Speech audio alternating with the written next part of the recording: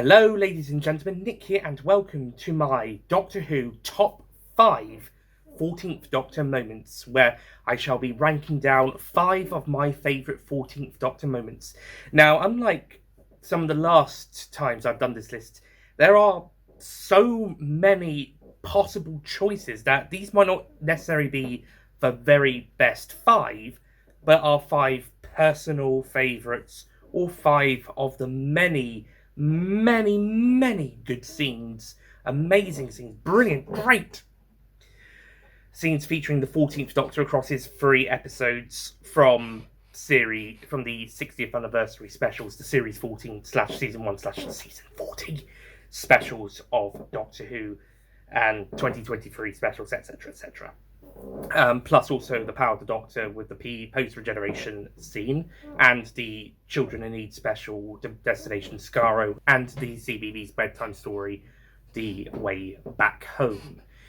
Sadly, I did not include any moments on those latter two, Destination Skaro or The Way Back Home, CBeebies bedtime stories, as much as I would have liked to. But there were so many scenes from each of the main 3 episodes for the 14th Doctor that there was so many to choose from them. I could easily do a top 5 moments from each episode. Certainly the latter 2, there were so many good moments.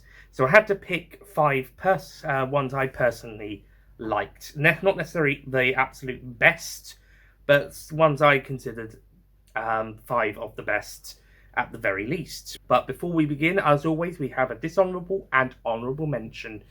But before those, it's also worth noting that I shall not be including either the bi-regeneration scene nor the 14th Doctor being with the noble family scene at the very end. In the case of the last one, whilst I do think that is a very nice scene and a nice ending to his character, I don't necessarily think it's it's at least top 5, top 6 contender material for the list. I mean, it could be another possibility for, like, if it was a top 10 or if it was top 5/10 of scenes from the Giggle alone. Definitely for that one. Definitely a top 10 from that specific episode, maybe top 5. But in terms of all 3 main episodes, plus Power of the Doctor, post-regeneration scene, Destination Skaro, bedtime stories, and also if we did count expanded media, then I think there's a few other moments, quite a few other actually, that probably would top that. Same for the bi-regeneration scene, which I know a lot of people would probably want me to put as the dishonourable mention, or at the very least, low down on a list. And in all honesty, whilst I wasn't so fond of the idea, as I said before, execution-wise, I think it's a little bit better. I think it's okay.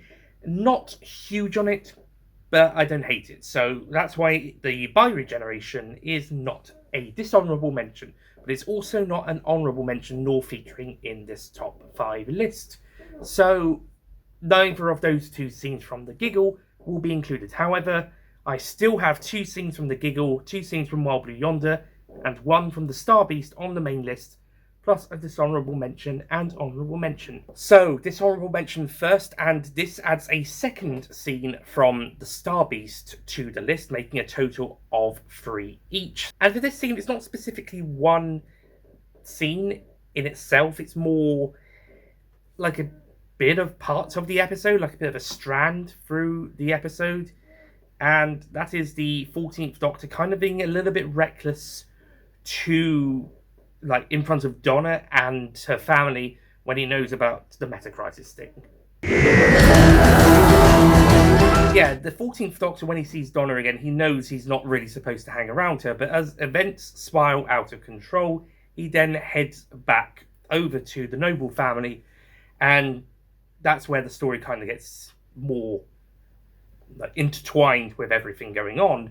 But he's letting his guard down in front of Donna quite a bit in that first half of the episode, as he's accidentally slipping up in front of her.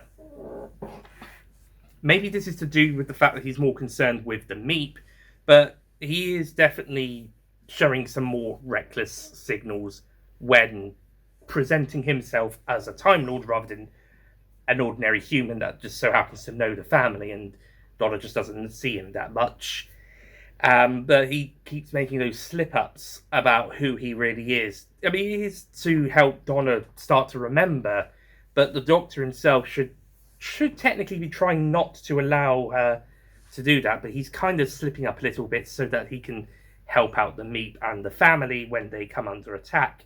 And then when the Meep reveals itself, he has to protect them anyway. So it's required for the plot, but it is worth noting that 14, after meeting them for the first time and prior to the climax, is being a bit reckless around the noble family as his attention turns to the matter at hand. I wouldn't say this is one of the worst bits of the Star Beast. I think the scenes with the Meta Crisis stuff later on and the Bale presenting Time Lord line is a bit dodgy, let's say. And the way the Meta Crisis is resolved is probably weaker.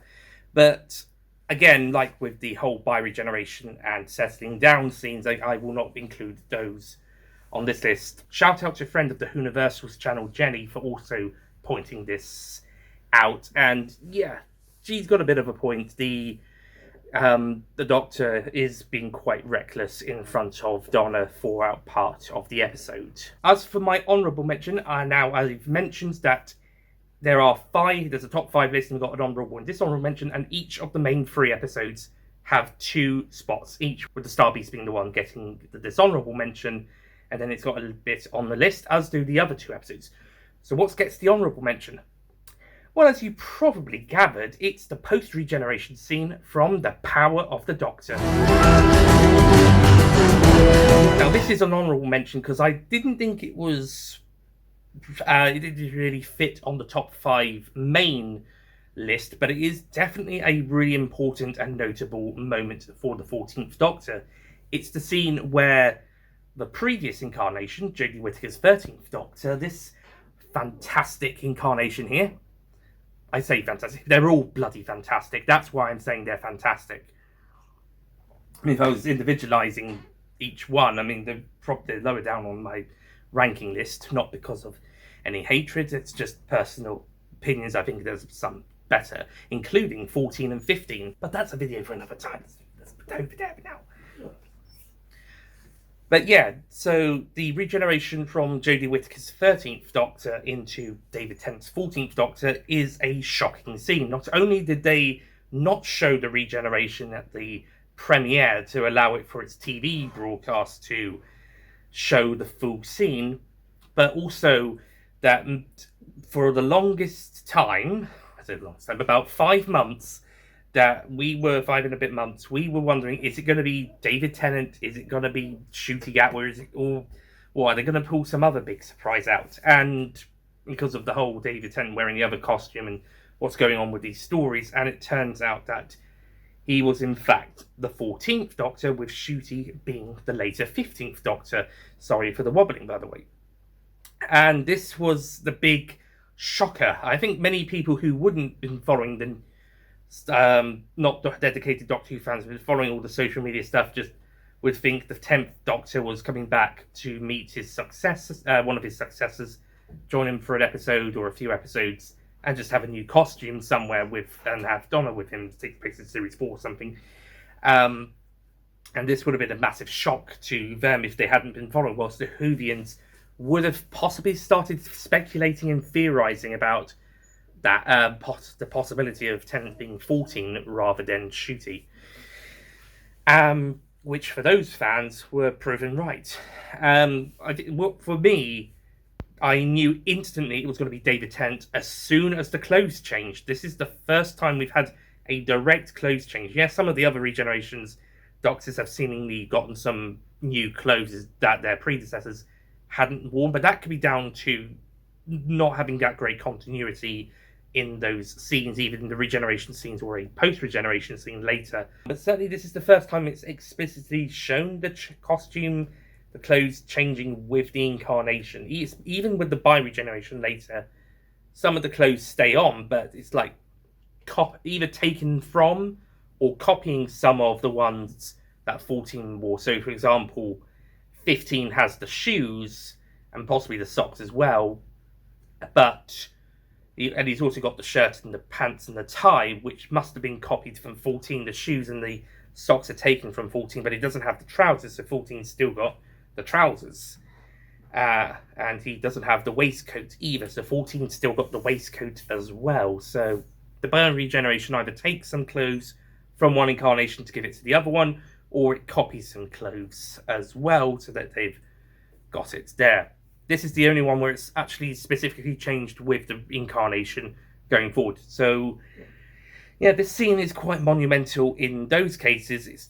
It's quite a surprise seeing David Tennant back as a new incarnation rather than as the previous 10th Doctor, either pre or post Stolen Earth Journey's End regeneration in the middle, nor as Meta Crisis. So, yeah.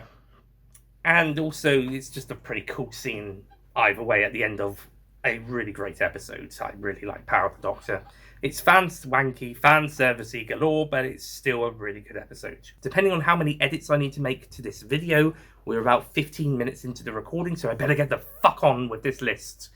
Okay, starting off with number 5, my first of the 2 scenes from the giggle on this list, and that's the confronting the Toymaker scene on the top of the unit building before we get to the bioregeneration, or as I've put it on the list, your fight is with me!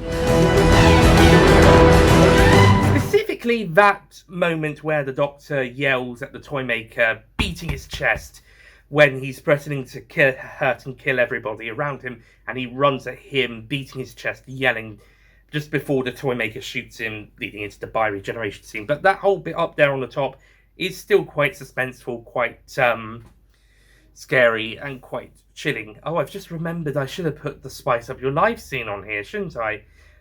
We'll put that down as another honourable mention. Spice Up Your Life. There, that's another honourable mention. You get 2. You get 2 honourable mentions for this time round. But yeah, that scene up on the top that immediately follows Spice Up Your Life and immediately precedes the bioregeneration is also really great, as it shows off the Toymaker's threat level again. Because we're going to get to another moments later on that I'll mention concerning the Toymaker and 14. But this scene definitely shows his threat level and how much of a threat he is, and how much of a threat he poses. And it's just a really great scene. Personally, it's just a really great moment. It lets off the actors do their great work, and it's just a great moment. As fun as Spice Up Your Life was, this scene was needed to put the threat level back on track to allow for the build up to the bioregeneration scene, so we can see how much of the threat of the Toymaker was posing. Now he's got a great big laser gun in his possession. We already know how big of a threat he is already from previous scenes in the episodes, but now he's got a great big bloody laser gun pointed at the building, and it has just damaged the part of the building to make a point, and now he's pointing it at people after throwing some other people off the building to their deaths. That's a pretty dark joke, by the way. And yeah, it shows how much of a threat he is. And just the line that 14 does when he runs at him and yells and beats his chest, it's just so good. They had to put it in the trailer, and you know they had to put it in the trailer. Yeah, it's so good. Also, his whole speech about them going together is very 10th Doctor-esque, as he's trying to persuade the Master or Davros to come with him instead of doing their evil plan back in Series 3 and 4. Even the Series 2 Cyber Leader in a deleted scene, but that was more of a them running away situation rather than trying to provide an alternative option. But yeah, that moment felt very much like the 10th Doctor in Series 3, 4 and the 2008-10 specials, where he was offering the villain to come with him and they just go off somewhere else in it if the villain just stopped what they were doing there and then, and they just go off together elsewhere. But of course, the villain, whilst contemplating the offer, probably the most this time out of all of them, but would that be the Master in the end of time? But he definitely considers it, and then he but there's so much amazing games to play here. Why would I leave? So yeah, that's a great moment of the Doctor appealing to the Toymaker, but then the Toymaker's like, thought about it, but yet this is still even better for me personally. Oh, this is so good.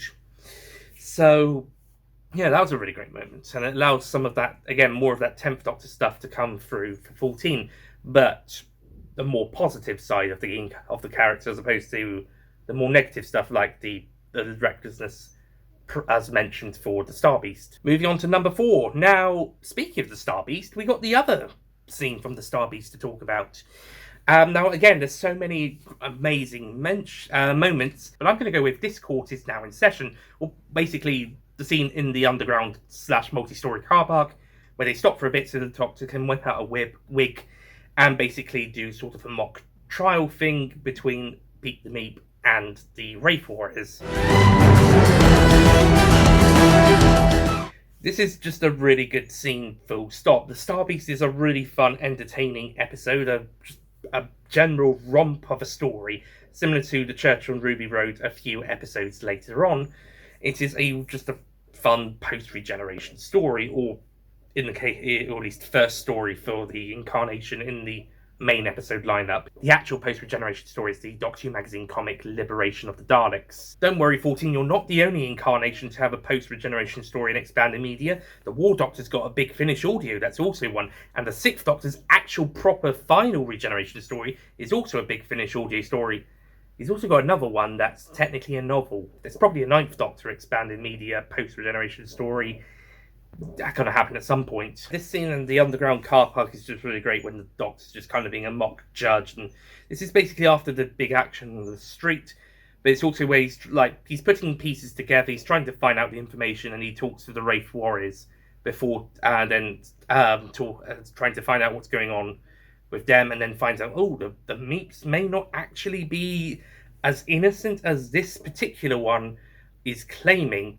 And then this is also the scene where Beep the Meep then turns from the cute, fluffy ET-esque character that we believe it is, like helpless, needs some help being hunted down by aliens for its fur, and so forth, turning from that into the evil, maniacal, gremlin-esque character that Beep the Meep really is, and proving to be the real baddie of the episode, and being a sadistic and twisted villain as he goes on. It's just so good. I even love that they actually do mention he's known as Beep, as he calls himself. They call themselves as, in this episode, Beep, the Meep is doesn't really go for the whole gender identity stuff. It's an it, I guess. So yeah, I do like they do mention the Beep bit, because the episode does have it just referred to as the Meep. But I do like that they do reference the Beep part of the name when he says, when they say, "For I am the Beep of all Meeps." So at least they get to reference that bit. I'm at least glad about that, because, yeah, so I know him as Beep the Meep, so at least they reference it once. One reference. It's more than any of the other expanded media toy maker stories got in the giggles, so... this whole scene is great. It's mostly probably Beep's best scene, the Meep's best scene of the episode, but I'm putting it on here because it's just such a great scene in the episode itself. It might be my favourite scene if I had to pick one of the giggle, and yeah, it's so good. And the 14th Doctor having a judge's wig, just like the 4th Doctor in the Stones of Blood, is pretty cool. Okay, moving on to number 3, and we now get to Wild Blue Yonder's first scene on the list. My personal favourite episode of the 3 specials, if you saw my ranking video last time. And I did consider putting this as either one of my top 2 choices for the list, but I decided to leave it here, because this scene, again, like with how the Court is in Session scene is more of a Meep scene, and more like the best scene featuring the Meep, open brackets, Beep the Meep, close brackets, then this number 3 scene is more of a best scene featuring another specific character more than 14, but it just works so well with 14 as well. And I thought for both this episode as well as the list overall, I think there needed to the top mention should go to something more specific to 14, as does number 2, as that one is one of my favourite scenes from another episode. So we will get, which is the giggle. We'll get to the best scene of the giggle, as well as the best Wild Blue Yonder scene in a bit. But before we get to that, I want to quickly mention this scene, which is reuniting with Wilf. Basically, this is the final scene from the second episode of the specials, where the 14th Doctor and Donna meet up with Wilf after returning from the events of that episode, and with Wilf and the Doctor seeing each other again, it just feels so nice. Referring back to Jenny, the aforementioned Universal's friend I mentioned earlier, she wasn't so fond on this scene because she thought it detracted from the whole stuff from the end of time, where the 10th Doctor gave up his life for Wilf, and thought it was a bit of a cheap thing to come having Wilf see 14 with the same face as 10 after all that time. But for me personally, and many others, it actually feels nice because Wilf gets to see that the Doctor ended up being fine after all. Yeah, he technically lost an incarnation, but a couple of incarnations later, he's back and wearing the same face, not too dissimilar costumes. He's a bit older, a bit more mature, maybe a little bit more wiser, but after a really, really bad day, it depends on what day you consider the worst day, the Wild Blue Yonder day or the Giggle day. Whichever day you say is worse, it could even be the same day, because they didn't really get much of a rest in between episodes. But depending on which of the two episodes you think 14 had the worst outcome for, depending in mind that he does get to stay with the noble family thanks to the bi-regeneration, so he doesn't have a direct regeneration like his predecessors did. So, besides 10 regenerating into himself in Stolen Earth Journey's End, but besides that, it's not as bad of a outcome for them as much as some of or pretty much all of the others. So, yeah, depending on what you say is the worst day for 14 in these stories, then this is a lovely way to say, don't worry, everything's going to be alright, and you can have a nice happy moment before everything goes to shit again. And it's just a lovely scene, and seeing Wilf and the Doctor reunite, even if it's the Doctor with the same face, but that might even make it even better, because Wilf knows it's going to be okay. Everything is fine now. I spent 13 years worried about what happened, but now everything is fine. Mostly, because the whole stuff that happens next. But in terms of them, everything is fine. The moment hits even harder home to viewers, as this was Bernard Cribbin's final scenes recorded for the show, and in fact it's the final thing he ever filmed, as he passed away not very long after filming these scenes. He didn't even film scenes for the Giggle. They had to use an archive audio from Poison Sky for the one line in that episode he had, and a double, which they might have done because they filmed the Giggle first. They could have done the location filming at the same time as Wild Blue Yonder, but they might have had the stand-in because of he might not have been that well to be pushed about in the story, and only be able to do the sitting in the wheelchair stuff. But regardless of what, I'm sure they'll release more about the production and about the episodes later down the line.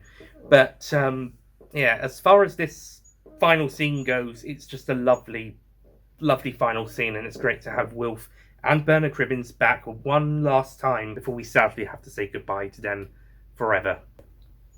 Thank you, me old soldier. Number two. Now, number two. We return to the Giggle for some of my favourites. Again, there's so many amazing scenes in these episodes. It's so hard to choose even just one to say was the best. So for this one, I've kind of sort of cheated a little bit. A bit like with the dishonourable mention, where it's not one specific scene or moment, but I'm cheating by saying that my number two choice is pretty much everything to do with the Toymaker in 1925. So once they get into the shop, through to when they then leave to go back to 2023, but specifically within the Toymaker's lair. So number two, the Toymaker's lair. Minus the opening, which would also be included in the top 5/10 moments from this specific episode alone, and another contender for honourable mention. But yeah, everything in this is my specifically favourite part of the giggle. I already mentioned that the first 40 to 43 minutes of the story have been some of Doctor Who's best stuff.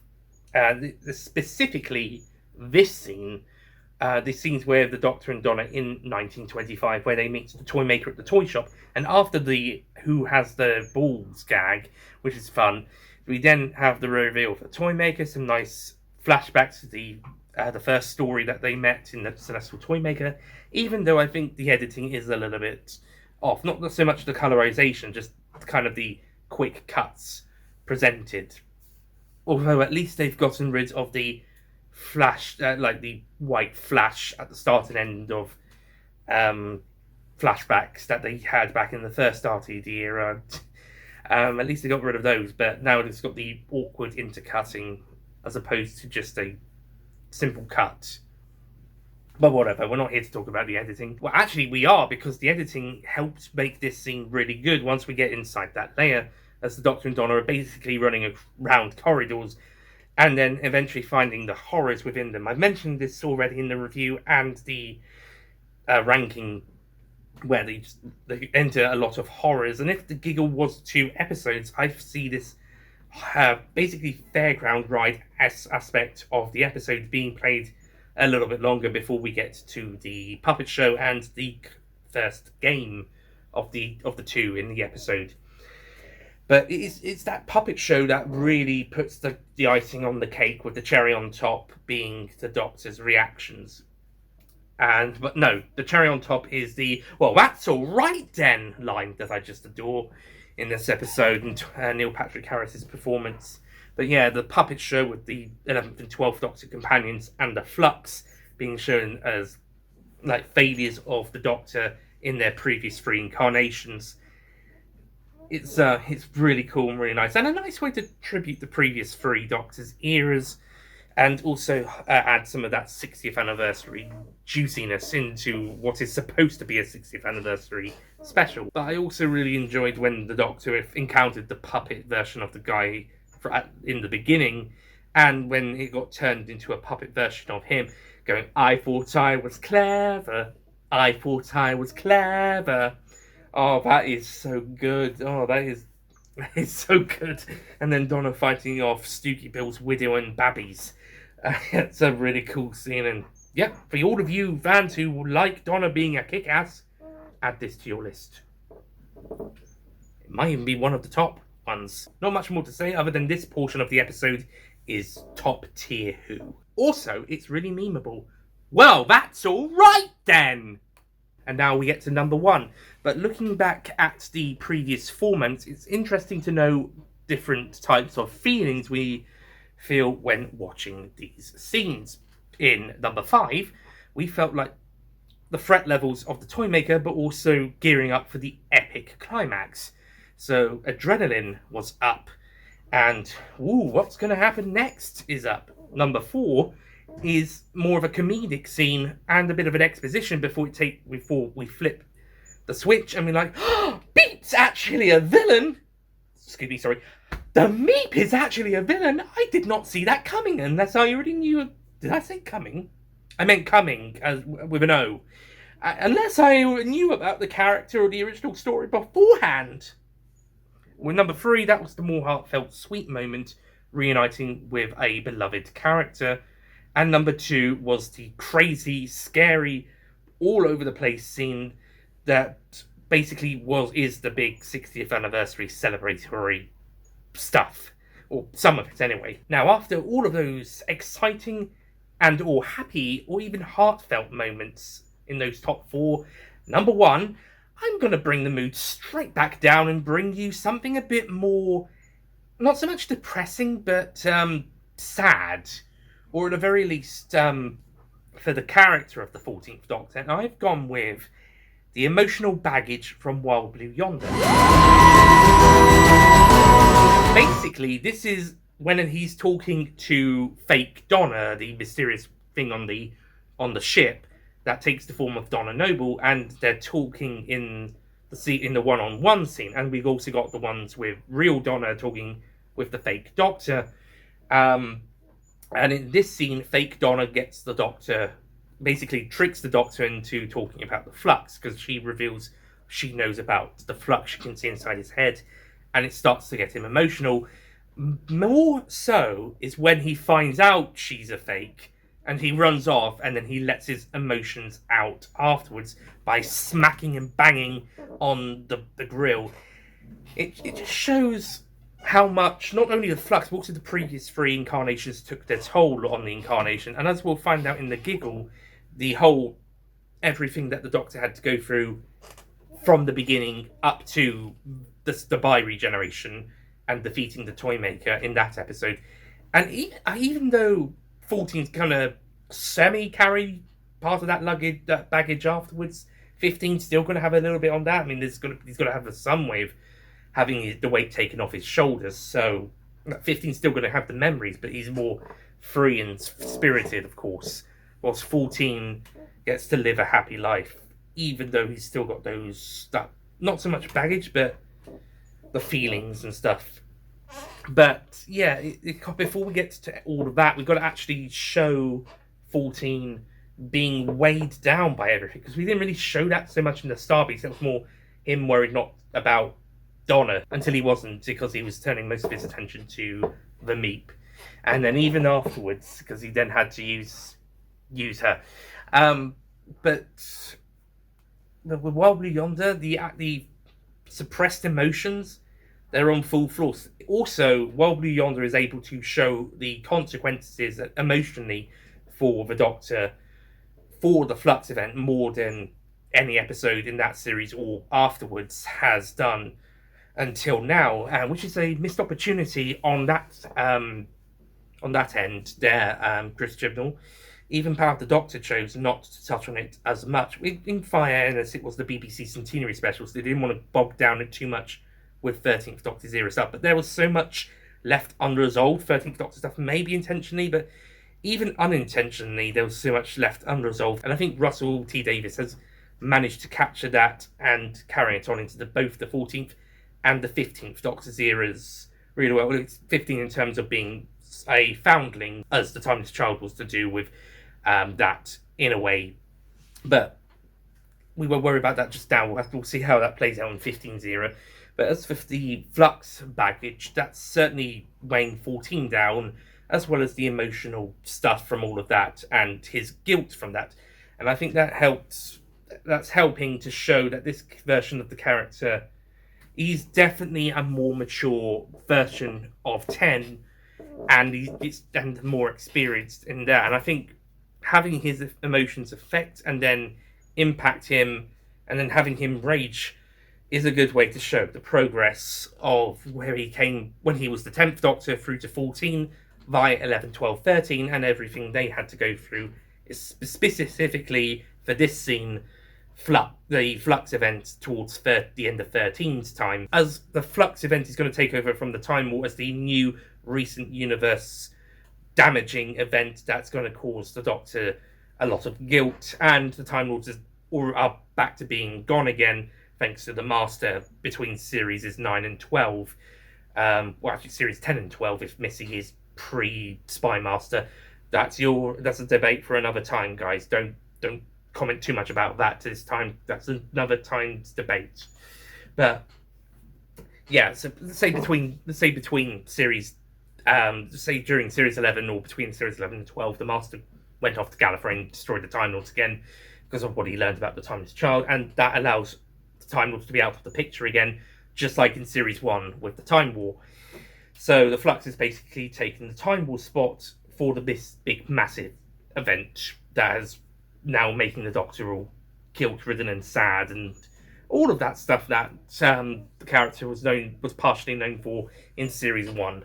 And this scene is basically the start of how we see that character feel. Specifically for 14, we'll see how it goes with 15. But for 14, this is the big one. This is the big. This, and also when Toymaker does his puppet show, these are the big ones. And it's also this scene that defies 14 as a more mature and experienced version of 10, and dare I even say, perhaps better version of the 10th Doctor than the 10th Doctor himself. Controversial opinion here, but I think 14 is the better of the two David Tennant Doctors than 10. And I do like 10, so I really like 10 in terms of the individual incarnations. Like, of course, I love all of them, but I do love individually. I do love the 10th Doctor, but I think 14 is that little bit better because he's got that more maturity and experience, and it allows us to have a bit more of an emotional point where you can see, like, not break, but he has his he's a bit more of a vulnerable. That's it. He's more vulnerable, and that allows more character growth and development. Sadly, we're not going to be seeing him that much more going forward, but it at least allows for a few bits of storytelling potential for the time being. We'll just have to let expanded media fill in the gaps. So that is my ranking of the top 5 14th Doctor moments. To recap the list, number 5 is Your Fight Is With Me from The Giggle. Number 4 is This Court Is Now in Session from The Star Beast. Number 3 is Reuniting with Wilf from Wild Blue Yonder. Number 2 is The Toymaker's Lair, basically everything with the Toymaker in 1925, minus the pre-title scene from The Giggle. And number 1 is the emotional baggage scenes with the 40th Doctor talking to fake Donna and then smashing the wall afterwards in anger from Wild Blue Yonder. And that's it. Bonus honourable mention for David Tennant's performance specifically. When he's doing the fake Doctors, he's really bloody good in all of that as well. And there's so many great scenes in that episode, also allowing for the real 14th Doctor to have some brilliant moments as well. Honestly, Wild Blue Yonder and The Giggle have a lot of amazing moments. The Star Beast has also got its fair share of a few, but I think it's the second and third ones especially have a lot of amazing moments, both featuring and not featuring the character 14th Doctor or a fake 14th Doctor in Wild Blue Yonder's case. Anyways, that's it for my top 5 14th Doctor moments ranking, and that's it. We have finished the 14th Doctor's era reviews and rankings. Woo! So I did say the next video would be the Church on Ruby Road. I previously said that. I've done that review already. I did that a while back, time of recording. But before we get to that video, I actually do have one more video I wanted to make first, and that is going to be a top 5 moments video for the Fugitive Doctor, because I forgot to do that back in last year after doing the 13th Doctor top 10 episodes. So I need to do a top 5 moments for the Fugitive Doctor, and after not doing it back last year after doing the 13th Doctor stuff, it sounds like a good idea to do it between finishing up the 14th Doctor reviews and rankings and before we jump into 15th Doctor stuff, and then Church on Ruby Road onwards is 15th Doctor stuff for all brand new reviews and rankings. So before we get to 15's tenure, we should probably do Fugitives first. Otherwise, we're just going to have an awkward Fugitive Doctor ranking after Ruby Road's review. So it's probably a good time to do it after this video and before the Church on Ruby Road video. So thank you for watching this ranking. Next time, the top 5 Fugitive Doctor moments ranking, and then because should have been done sooner before the 14th Doctor stuff, but because I haven't gone round to it until after this video, then better do it next, and then after that will be the Church on Ruby Road review. So I'll see you guys next time for those. Have a great day. Goodbye.